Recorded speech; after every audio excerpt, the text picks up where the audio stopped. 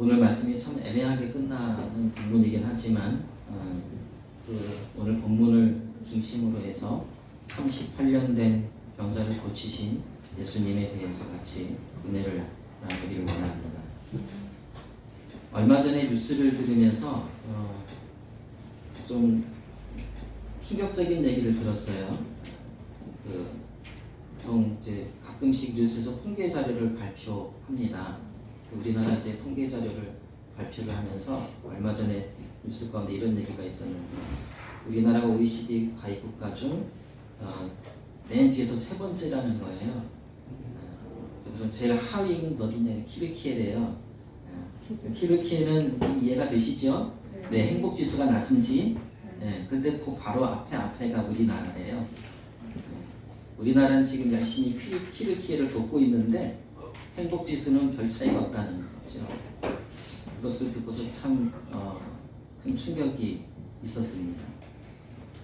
그러면서 말씀을 이렇게 보다가 왜 우리 현대를 살아가는 한국 사회에 살고 있는 많은 사람들이 행복감을 느끼지 못하는 것일까?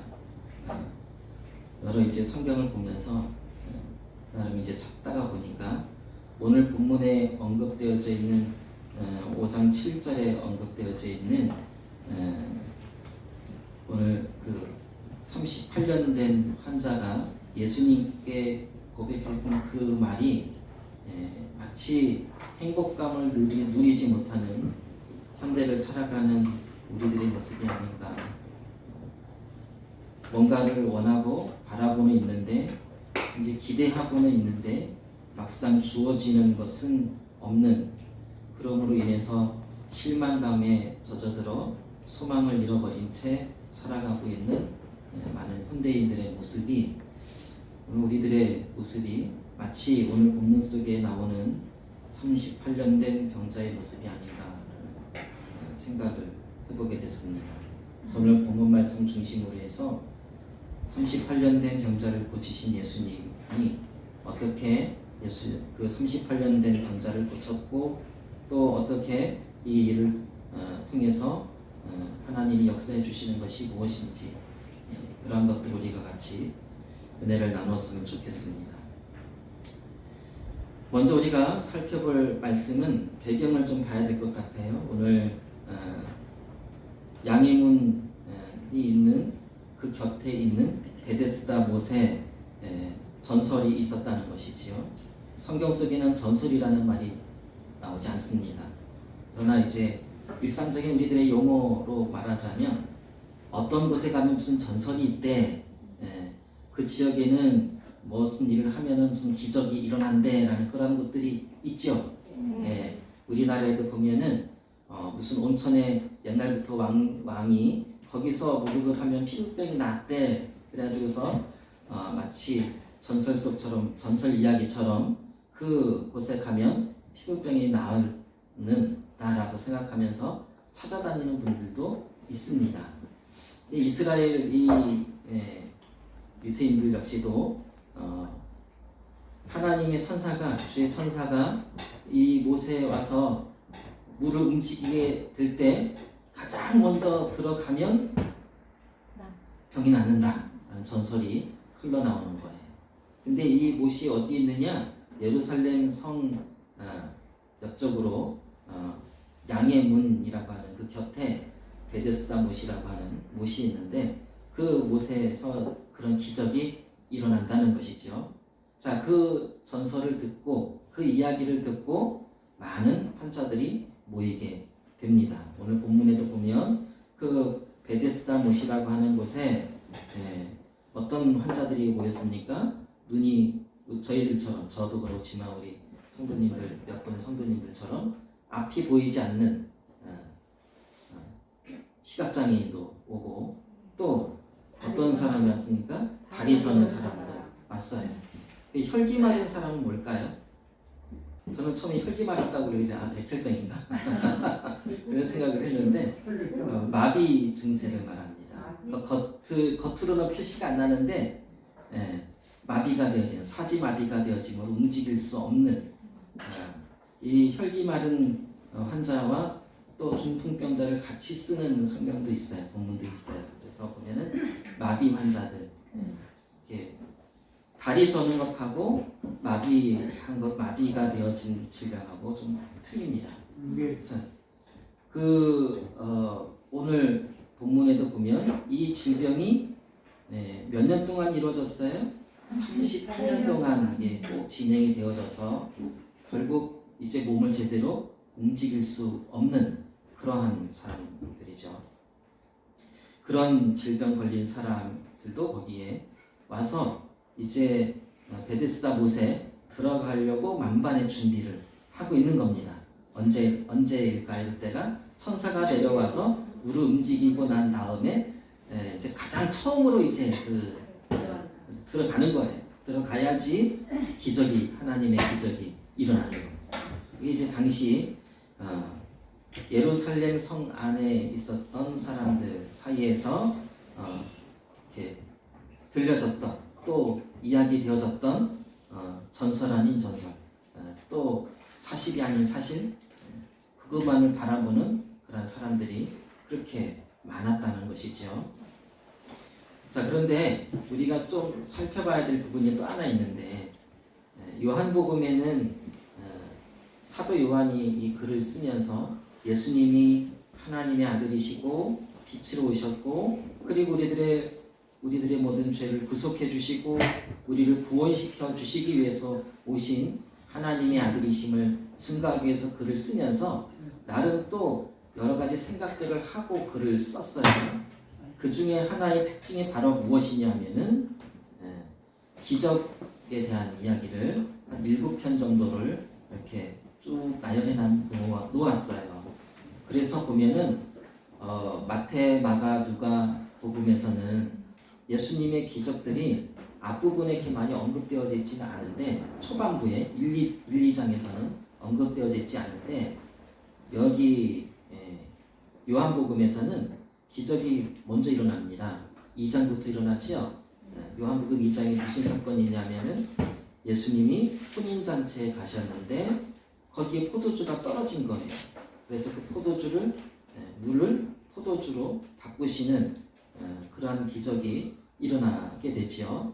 그리고 그 뒤에 이제 또 나중에 보면은 왕의 신하의 아들을 고쳐주시는 기적을 일으키십니다.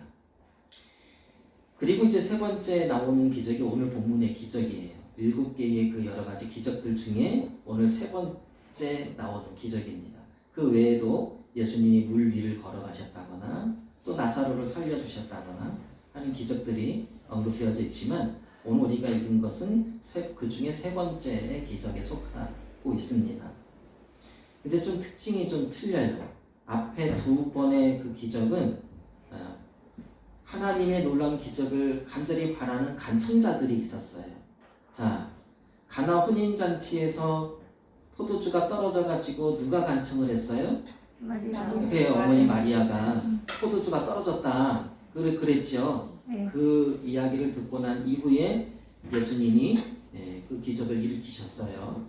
그리고 왕의 신하의 아들은 왕의 신하가 와서 자기 아들을 고쳐달라고 부탁을 했습니다. 간청자들이 있었어요. 그런데 오늘 본문에는 간청자가 없어요.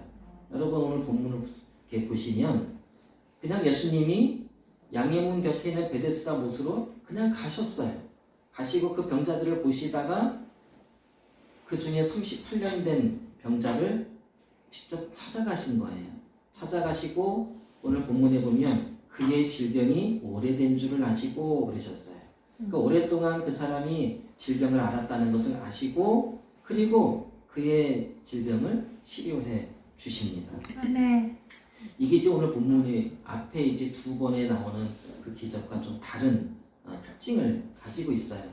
왜 제가 이것을 말씀을 드리느냐 하면은 이 본문에서는 하나 좀 다른 느낌이 있어요. 우리는 보통 보면 우리가 뭔가 문제가 있거나 고민이 있거나 고통스러울 때 간절히 우리가 주님을 찾아야 되는 것으로 생각을 해요. 그러나 꼭 그렇지만은 않다는 거예요. 때로는 주님이 직접 내 안에 오셔서 간섭하셔서 해결해 주시는 놀라운 일들이 참 많이 있습니다. 네. 내가 미처 기도도 못하고 막 발만 동동거리고 있는데 그 문제를 주님이 직접 오셔서 해결해 주시는 그러한 일들이 있다는 것이죠.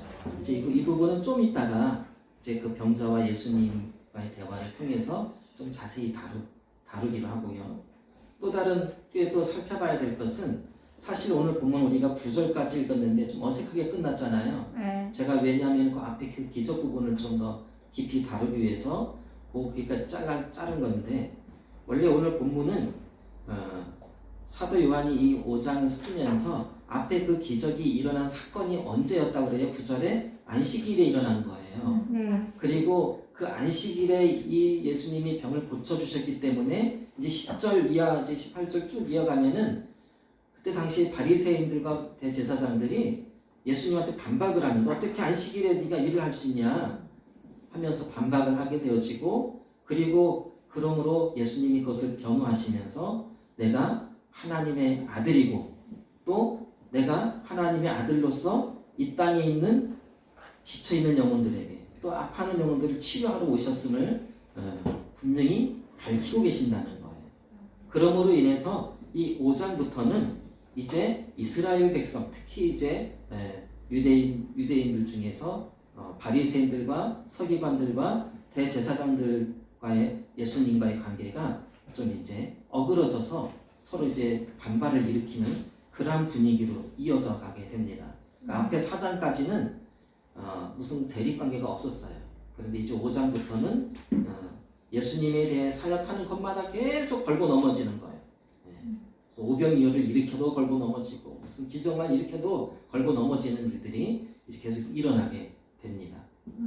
그리고 결국은 예수님이 십자가 못 박혀 죽으시는 것으로 이렇게 이어져 가는 것이 이제 요한복음의 흐름이에요.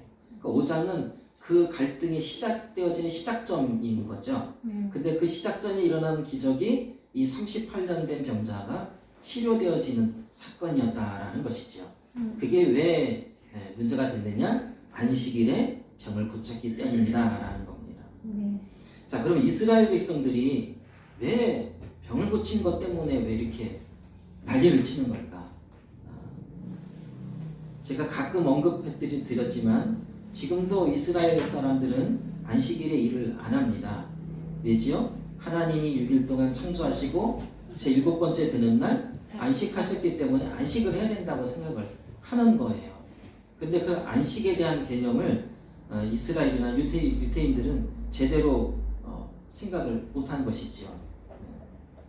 진정한 안식은 언제일까요? 우리들의 모든 죄가 해방되어지는 날, 그날이 진짜 안식이 아닐까요? 그렇게 보면은 우리가 주일마다 여러분들이 와서 예배드리고 하나님이 주시는 은혜를 받고 그 기쁨을 누리는 것이 세상에서 줄 수 없는 안식을 누리는 것이 아닌가 싶어요.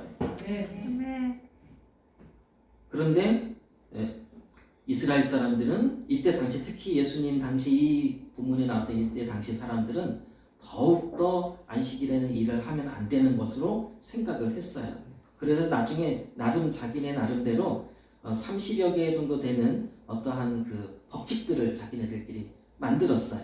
그 중에 하나가 무엇이냐면은 들것을 만들어서 환자를 들고 치료하러 가는 것은 일이 아니다. 네, 왜냐하면 생명을 살리는 거잖아요. 그러니까 그것은 일이 아니래. 그러면 빈 들것을 들고 가는 것은 일이에요. 자, 생각해봐봐요. 사람이 쓰러졌어. 그 들것을 들고 가야 될 거 아니에요. 들것을 들고 가야 사람을 구할 거 아닙니까? 근데 그 들것을 들면 뭐가 돼요? 일이 돼요. 아무도 그 들것을 들고 갈 사람이 없어. 참 애매모호한 법이에요. 그게 안식일을 지키는 법이 참 그래요. 그게 마지막 법이라고 그래요.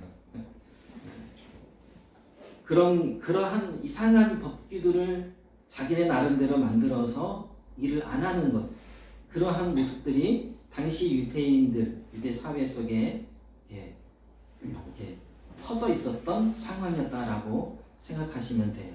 그러다 보니까 예수님이 그러한 잘못된 것들을 지적하시는 본문들이 이 요한복음에서는 잘 드러나진 않지만 특히 이제 마태, 마가, 누가 복음에 나오는 공간 복음에서는 유독 그런 부분들이 많이 언급되어져 있는 것을 보게 됩니다. 자, 이제 전체적인 배경을 이제 알았어요. 예수님이 38년 된 병자를 만나서 고치신 것은 누구의 의도였다? 38년 된 병자가 아니라 예수님의 의도였다. 그리고 거기는 장소가 특히 병 고치는데 아주 유명한 전설이 있는 그러한 장소였다. 그 다음에 세 번째로는 그 고친 날이 무슨 날이었다? 안식일이었다. 그래서 그런 날에는 병을 고친다거나 치료하는 일을 해서는 안 되는 그런 날이었는데 예수님이 적극적으로 그 38년 된 병자를 고치시려고 직접 찾아가셨고 고치셨고 그 기적을 일으키셨다는 것이죠. 그 이제 본문을 이제 생각을 하고 이제 본문으로 들어가 보도록 합시다. 자, 이제 그 전설이었다는 그 베데스다 못은 지금은 이제 이스라엘 가도 볼 수가 없대요. 왜냐하면 그 못을 다 이렇게 막아놓고 그 일부분만 이렇게 남겨놨다고 그래요. 그 막아놓은 자리에다가 이제 무슨 뭐 성당을 지었다 뭐 얘기가 있긴 한데 저는 잘 모르겠어요. 안 가봐서 모릅니다. 일단 그렇게 들려지기는 해요. 어찌됐든지 간에 그 베데스다 못이 왜 유명해졌느냐? 천사가 한 번씩 내려와서 그 물을 움직인다는 것이지요. 여러분 연못이 바람개를 흔들리는 것은 볼 수가 있지만 막 물결이 막 거세게 움직이는 일이 있을 수는 없지요. 이제 그런 일들이 일어났던 거예요. 그리고 그때 이제 처음으로 그 물에 뛰어들었던 어떤 병든 사람이 치료받는 일이 기적이 일어났던 모양입니다. 아마 그래서인지 몰라도 그러한 이야기가 계속 흘러가면서 많은 환자들이 그 베데스다 못에 모이게 되어졌어요. 게다가 그 베데스다라는 뜻이 참 오묘합니다. 무슨 뜻을 가지고 있냐면은 은혜의 못이다 라는 뜻도 있고요. 또 자비의 못이다 라는 뜻이 있고 긍휼의 집이라는 뜻을 가지고 있어요. 그러니까 은혜의 집, 자비의 집, 긍휼의 집 그런 뜻을 가지고 있어요. 그곳은 뭔가 가면은 은혜를 받을 수 있을 것 같고 자비를 얻을 수 있을 것 같고 또 긍휼을 입을 것 같은 그러한 이름을 가진 못이었다라는 거죠. 그래서인지 몰라도 많은 환자들이 그 주변에 모여 있게 되었습니다. 그 중에 한 사람이 오늘 본문의 주인공인 38년 된 병자입니다. 그 사람이 어떠한 질병을 가지고 있었는지 우리는 알 수 없어요. 자, 그런데 그의 고백에서 우리가 알듯이 7절 말씀에 그의 고백에서 알듯이 그 못이 움직이고 나서 사람들이 들어가서 치료되는 일들을 아마 그 사람은 38년 동안 보았던 모양이에요. 네. 나도 가고 싶어. 그런데 그 사람의 질병은 사지 육신이 제대로 움직일 수 없는 그런 질병이었던 것 같아요. 그러니까 누군가가 대신해서 자기를 옮겨줘야 그 못에 들어가는데 아무도 자기를 도와줄 사람이 없었다는 거예요. 그러나 한번 곰곰이 제가 이 본문 말씀을 묵상하면서 생각을 해봤어요. 처음부터 그랬을까? 처음부터 이분이 아무도 도와주는 사람이 없었을까? 그러진 않았을 것 같아요. 병의 긴 시간 동안 도와주었던 사람이 한 사람, 두 사람 이렇게 떨어져 나간 것이 아닐까. 제가 왜 그것을 유추해 볼 수 있냐면은 예수님과 대화 속에서 그게 나와요. 왜 너는 여기 있느냐? 그러니까 그 38년 된 병자가 저 못이 움직이면 저 연못이 움직일 때 빨리 가서 들어가면 내 병이 나을 수 있는데 지금 나를 거기까지 옮겨줄 사람이 없습니다. 그 이야기를 하는 거예요. 그 처음에는 누군가가 거기까지 그 사람을 데리고 왔겠지요. 그럼 그 사람들이 다 어디 갔다는 거예요. 아마 같이 있었겠지만 1년, 2년, 3년, 10년, 20년 지나고 나니까 떨어져 나가는 거예요. 긴 병에는 효자가 없다는 말이 있듯이 그 긴 시간 동안 계속 아파하는 그 사람 옆에 있기가 힘들었었는지는 몰라도 지금 현재 그 38년 된 병자를 도와줄 사람은 아무도 없는 없다라는 것이죠. 그래서였을까요?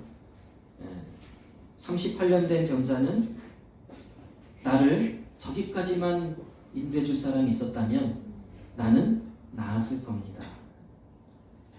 그런 고백을 합니다.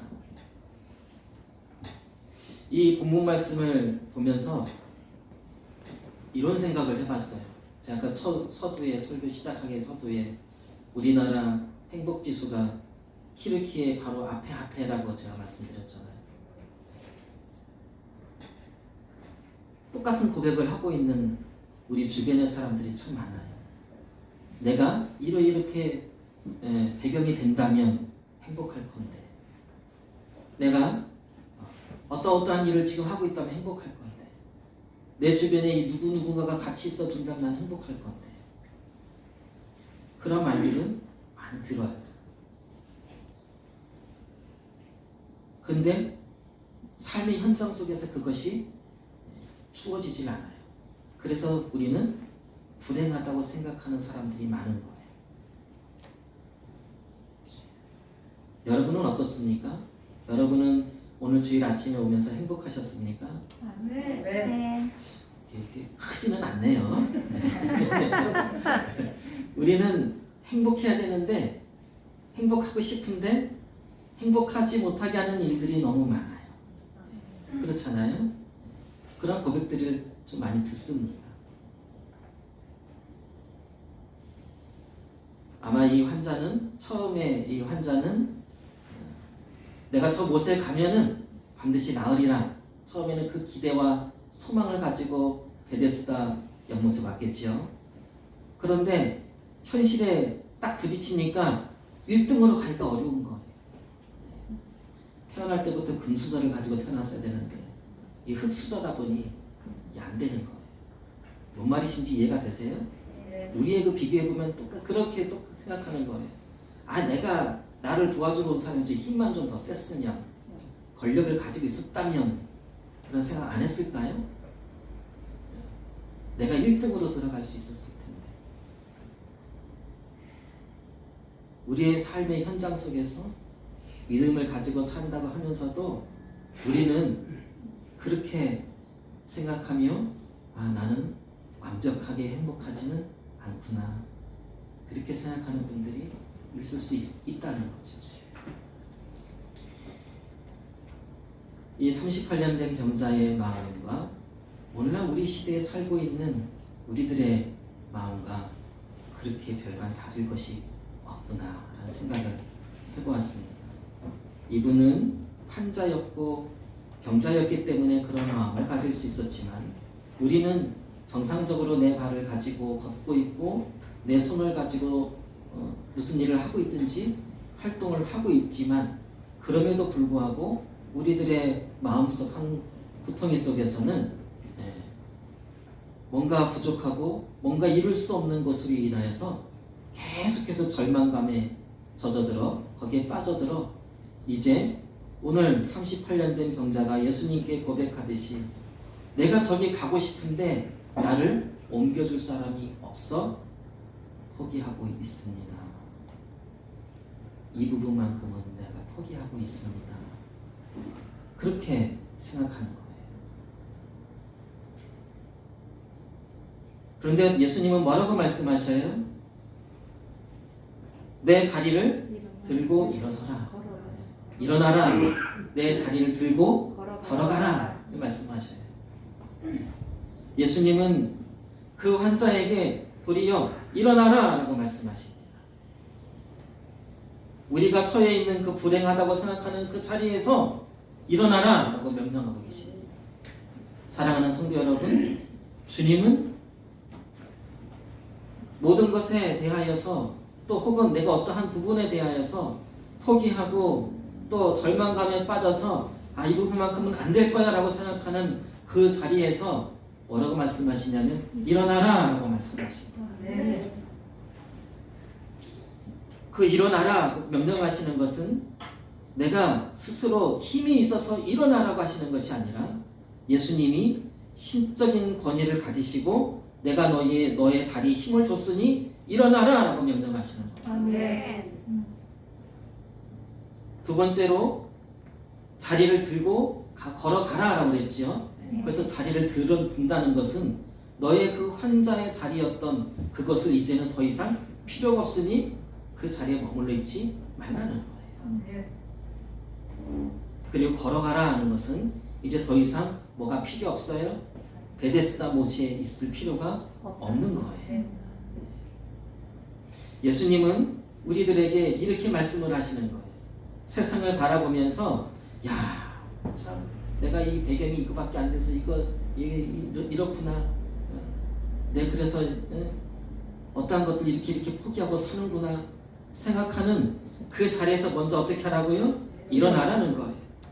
그리고 그 절망의 자리에서 그 자리를 털어버리라는 거예요.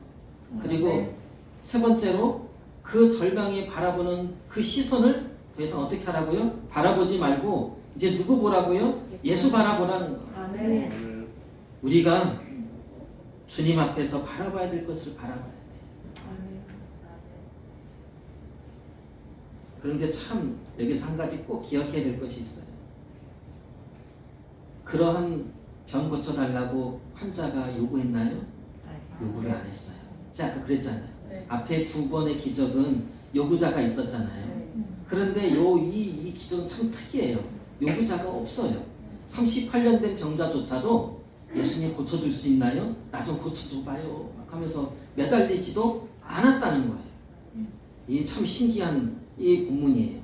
그래서 그 누구보다도 우리 주님이 그 사람의 가장 필요하고 가장 아파하는 것을 알고 계신다. 그리고 적극적으로 그의 곁에 다가서는 것을 보세요.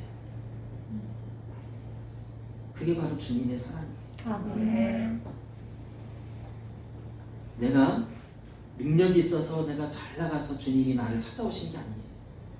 내가 뭔가 부족하니까, 주님이 없으면 안 되니까 오신 거예요. 여러분 살면서 부족하다고 느껴지시는 거 많이 느끼시죠? 그럴 때일수록 주 앞에 감사하세요. 주님, 제가 이렇게 부족하니까 오셨군요. 네, 그래서 나를 찾아오셨군요. 여러분, 우리 신앙생활 하다가 뭔가 좀 실수하고 그럴 때마다 우리 가끔 그런 얘기를 해요. 저 쓴뿌리가 남아서 그래요. 그런 얘기들 많이 하시죠? 그 쓴뿌리를 엄밀하게 따지면 뭡니까? 나의 약점이잖아요. 살면서 내가 이렇게 살지 않았으면 좋겠는데 꼭 그 실수하는 것들이 있잖아요. 그 실수하는 것들 때문에 누가 오셨어요? 주님이 오신 거예요. 나를 찾아오신 거예요. 너 그거 내가 고쳐줄게. 잘 털고 일어나. 그 얘기예요.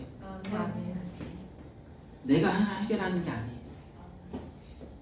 내가 간절히 바랬던 것도 아니고 주님이 그것을 아시고 찾아오신 거예요.